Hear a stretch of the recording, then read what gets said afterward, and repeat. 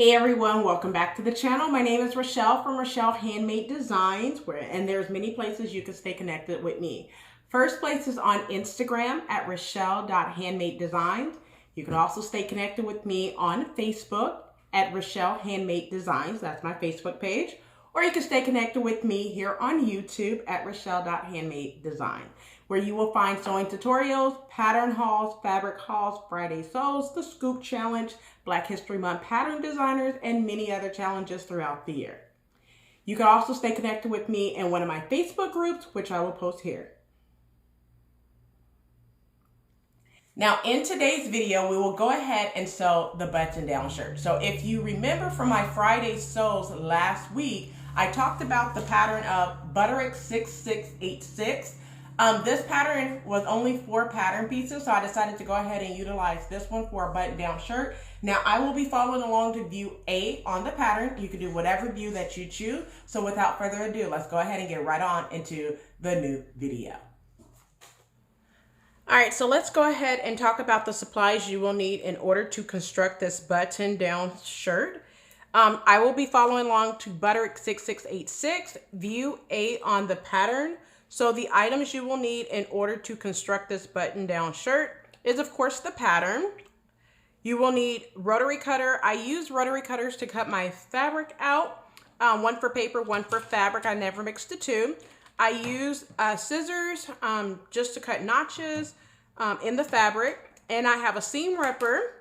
I do have my pins, and the only notion that you will need is 6 1/2-inch buttons. Now, I do not have my buttons here right now because I need to go purchase some, because I do not have white or wooden buttons that I would like to use on my shirt. So I'll add that in later. Now, that's all the supplies that you will need. So let's go ahead and get right on into the tutorial. And let me give you information about the instructions, as well as tell you about the pattern pieces you will need in order to construct this button-down skirt. So let's go ahead and get right on into it. All right, so I pulled out the pattern instructions in order to talk you through Butterick 6686. I will be following along the view A, but just to give you an idea of the pattern pieces you will need, like I said, in my Friday sews and at the very beginning of this video, you will only need 4 pattern pieces. It's pattern piece 1, the back, pattern piece number 2, the yoke back, pattern piece number 3, the front, and pattern piece number 4, which is the collar. These 4 pieces you will cut out of fabric. Pattern piece number 8, you will not cut out of fabric. You will just, it's a buttonhole guide. So you would just put it on your fabric and make your buttonholes. Now that's all the pieces you will need for that. I'm going to also show you the layout. So there is no pattern pieces that you need to turn with wrong sides up. Everything will be cut out with right side of the fabric facing up on the fabric. Okay. Now I will be using 44-inch fabric, and the size that I will be cutting is a size 16. It gives me the bust measurement that I want. So for a size 16, the bust finished garment measurement is a 43. And then when I look at the waistline, it gives me a waistline of a 45, which is way too big for me, but I want this one a little loose fitted for this button-down shirt. Now that's the pattern instruction. So let's go ahead and get right on into the pattern pieces. All right, so let's talk about the pattern pieces you will need in order to construct this button front shirt. The first pattern piece you will need is pattern piece number 3, which is the front for all views. You need to cut 2. Now, one thing I want to draw your attention to is the bust measurement. Now, because my bust is a 39.5, I like to have 2.5 to 3 inches of ease, which would give me a 42 to a 42.5. So I just went ahead and went up to a 43, which gives me a 16, size 16, and cut for a 43-inch bust.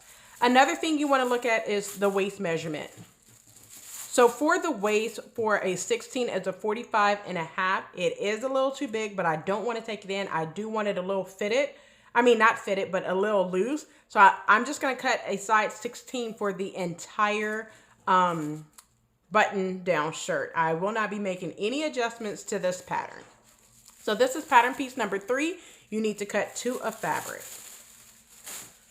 Next pattern piece you will need is pattern piece number 1. which is the back of the button-down shirt, you need to cut 1 on photo fabric. The next pattern piece you will need is pattern piece number 2, which is your yoke back for all views. You need to cut 2 on photo fabric. The next pattern piece you will need is pattern piece number 4, which is the collar for all views. And you need to cut 2 on photo fabric and interface 1 on photo fabric. And the last piece you will need, you will not cut out of fabric. This is your buttonhole guide. So you would put this on your fabric once you complete it and then make your buttonhole. You will only need 6 buttons for this button down top. Now that I talked about all the pattern pieces, let's go ahead and get right on into the sewing of the button down shirt. All right, so let's go ahead and start this tutorial with the button down shirt. So the first pattern piece that you need to grab is pattern piece number 1, which is your back, which was cut on the fold. So the first thing you want to do is go ahead and create your gathers. Now you're going to create your gathers in between the dots. So you should have a dot here as well as a dot here. So you want to gather in between those 2 dots.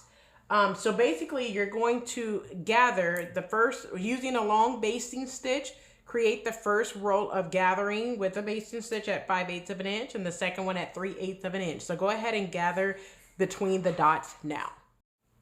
Okay, so now that I went ahead and gathered my upper portion of my back piece, what I'm going to do is gather just a little bit in between.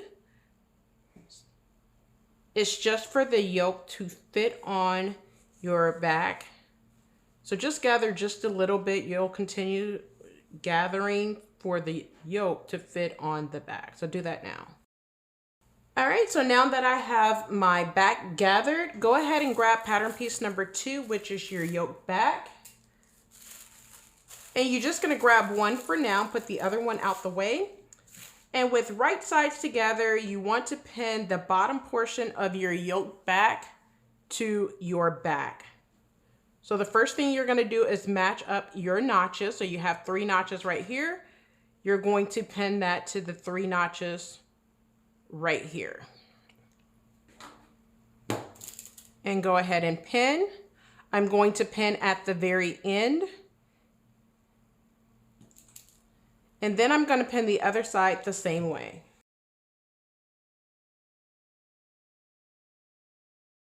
Now that I have my yoke pinned onto my back, using 5/8 of an inch seam allowance, you're going to back stitch at the beginning and at the end.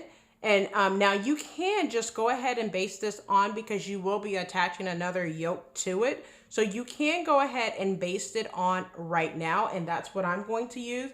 So I'm going to use a basting stitch and baste this completely onto my back. So go ahead and do that now. All right, so now that I sewn my yoke onto my back, I'm going to turn it to the inside. So I am doing this a little different than the pattern because I want to do the burrito method for my button-down shirt instead of what the pattern instructions call for. I feel like this would be a little easier than what the pattern wants you to do. So what I'm going to do is I have my garment with the wrong side up and my right side is facing down. Now what I'm going to do is take this yoke, I'm going to fold it down to where all I'm looking at is just the back. I'm gonna take my other yoke piece and with right side to wrong side, I'm going to pin it the same way I just did the yoke, the other portion of my yoke. And I'm going to pin at the notches, the ends, and then pin all the way across. So do that now. All right, so now that I have it pinned all the way across, using 5/8 of an inch seam allowance, you're gonna back stitch at the beginning and at the end using a regular length stitch. So go ahead and sew across the yoke piece now. Okay, so now that I have my yoke facing to sewn to the back portion of my garment or my shirt, I'm going to show you what it looks like. So basically you have a finished yoke on the inside as well as a finished yoke on the outside. So that's why I did it that way instead of what the pattern instruction says. So now that your yoke is attached to your back, go ahead and move your shirt out of the way and grab pattern piece number 3, which is your front. So I'm just going to grab one. Now the first thing you want to do is go ahead and apply interfacing to your front pattern piece. So if you grab pattern piece number 3, the front, I applied interfacing from this edge right here to where my facing line is. So this fold. So you have 2 fold lines. The first fold is 1.25 inches. The second fold is 1.25 inches. So I applied about 2.5 inch wide interfacing between the 2. All right. So now that I showed that, so what you're going to do is you're going to fold the interfacing to the inside, and you're going to base close to the edge. Now, I just told you that the fold line is 1.25 inches, so measure out 1.25 inches. And what you're going to do is base from the top all the way to the bottom using a basting stitch, and then base across the top and the bottom as well. So go ahead and do that now. Okay, so now that I have it basted, so basically I'm going to recap what I did. So basically I folded, so I had little clips done at the bottom of my garment to tell me where I need to fold at. So I just made clips on my pattern. So I'm just going to show you that real quick how I did mine. And it may be something that you may want to do. So I clipped it here at the very bottom and here. So when I fold it in, I'm folding on this line and then fold again on that line. So that's what I did on mine, and it gave me a nice clean edge that I could press. And then I basted close to that edge on both sides. So now what you're going to do is turn your front piece over, and using a regular length stitch, you're going to sew where your basting stitch is all the way down using a regular length stitch. So go ahead and do that now. Okay, so now that I went ahead and completely sewn on the right side of my, I guess you could call it the placket area, or your facing area, your front facing area for your, this is where your buttons will be. Go ahead and grab your shirt. So grab the other portion of your shirt, and what you're going to do is with right sides together, you want to pin at the shoulders. So go ahead. So you want the yoke and the back facing right side up, okay? So, and then you want to place your front piece with right side facing the yoke. So I'm just going to put the other yoke, the inside yoke, down so you don't accidentally pin there. And you want to pin across the shoulders. So go ahead and do that now. All right, so now that you have your front pinned to your back at the shoulders, now what I'm going to do is do the burrito method. Instead of going ahead and sew it across now, I'm going to roll it up into the burrito method. So what I want you to do is go ahead and starting at the bottom. So I'm going to move my top up and I'm just going to roll it. You just want to roll from the bottom all the way up to the top. So when you roll it, you want to roll it pretty tight. However, once you get to this yoke piece, you want to have that folded up to where you have right side of this yoke to the wrong side of your front. And you're going to just repin it to where the yoke is now touching the other yoke in the front. So go ahead and do that now, making sure you match up your notches as well. All right, so now that I have my shoulder seams sewn together on both sides, what I'm gonna do is go ahead and trim down my seam allowance for my shoulder. So I'm just taking my scissors and trimming it down to about 3/8 of an inch seam allowance. Instead of doing what the instructions told me to do, I'm just doing it this way because I find it to be a lot easier instead of what the instructions want you to do. So go ahead and do the other one the exact same way and trim it down now. Now that I have my Seam allowance, trim down to 3/8 of an inch. Seam allowance, what you're going to do is reach in the side of your shirt, and what you're going to do is just go ahead and pull out the entire shirt now. So go ahead and do that now. All right, now that I have it turned with the right side out, what you're going to do is with right sides together, you're going to pin your front to your back at the side seam. So I'm gonna go ahead and turn it to the side, turn my shirt to the side, and then I'm going to pin my side seams, matching up this notch right here, and then pin all the way down to the bottom. And then using 5/8 of an inch seam allowance, I'm gonna back stitch at the beginning, and so all the way down to my hem and back stitch there as well. So go ahead and do that now to both side seams. Okay, so now that I have my side seams sewn using 5/8 of an inch seam allowance, I went ahead and finished off my seams on both side seams. So this is what the shirt is looking like right now, just to give you an idea of what it's looking like right now. Now I'm going to put my shirt to the side and grab my pattern piece number 4, which is my collar piece. Now, the first thing that I'm going to do, well, I already did it, so I'm just going to tell you what you're going to do. On the uninterfaced collar, you want to create a 5/8 of an inch basting stitch, and then you're going to press in 5/8 of an inch seam allowance. After you do that, you want to trim it down to 3/8 of an inch seam allowance. So I'm going to go ahead and trim mine down now. Now that I have my collar trimmed down to 3/8 of an inch seam allowance, what you're going to do is with right sides together, you're going to pin your interface collar to your uninterfaced collar, matching up the dots, the notches as well. All right, so now that you have your collar sections pinned, now you probably can't see this, but there is a dot right here. So if you would just grab your pattern piece, right?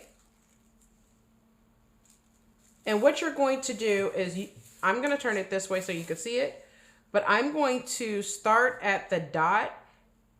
So you should start at the beginning and then come all the way across, pivoting across the side portion of your collar, come all the way around using 5/8 of an inch seam allowance, making sure that you leave this edge right here open. So do not stitch that edge. So once again, you're going to start down here at the bottom. You're going to pivot when you get to the side seam where it's looks like a V. Pivot there, so all the way across the top portion and then the side as well, and stop right here. Do not sew all the way down. So go ahead and do that now. Back stitch at the beginning and at the end.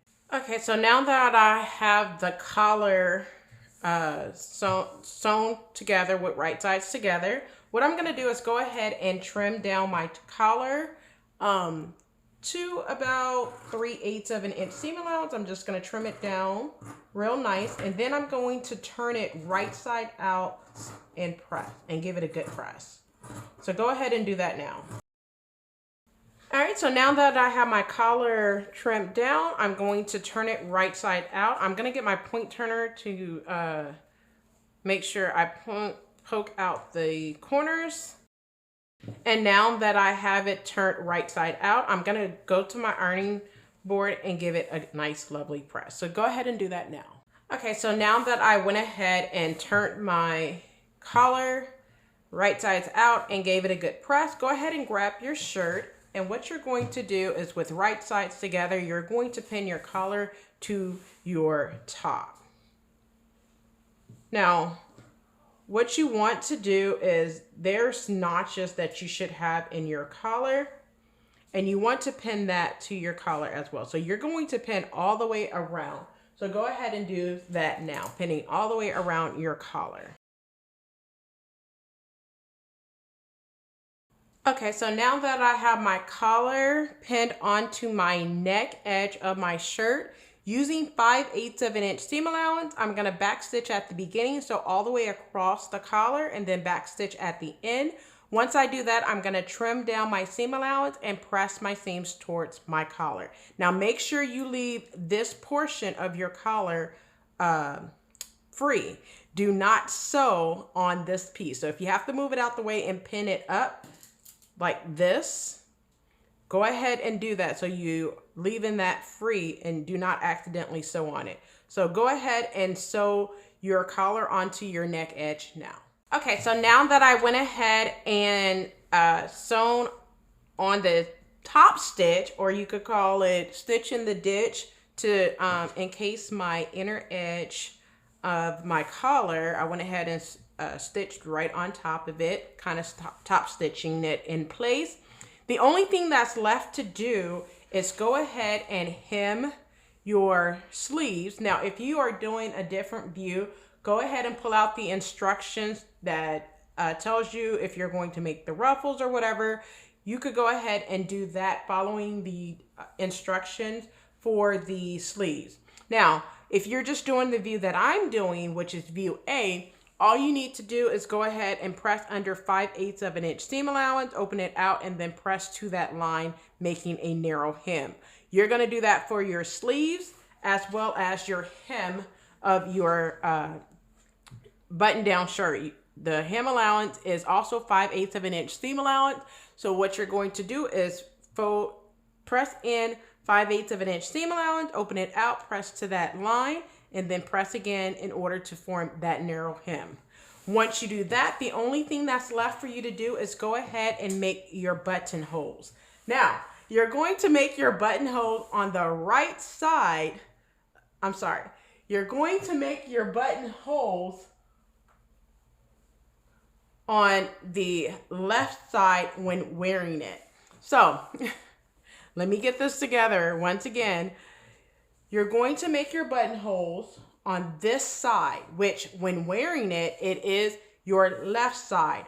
When looking at it, it is your right side. So you place your buttons on the left side, but make your buttonholes on the right side when wearing it.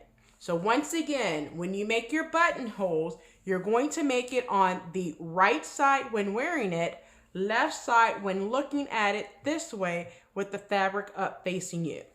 Your buttons will be made on the left side when wearing it, or the right side when looking at it when the fabric is up facing you. So once you do that, once you hem your sleeves, hem the bottom portion of your shirt, make your buttonholes and sew on your buttons, you are all done with your button-down shirt.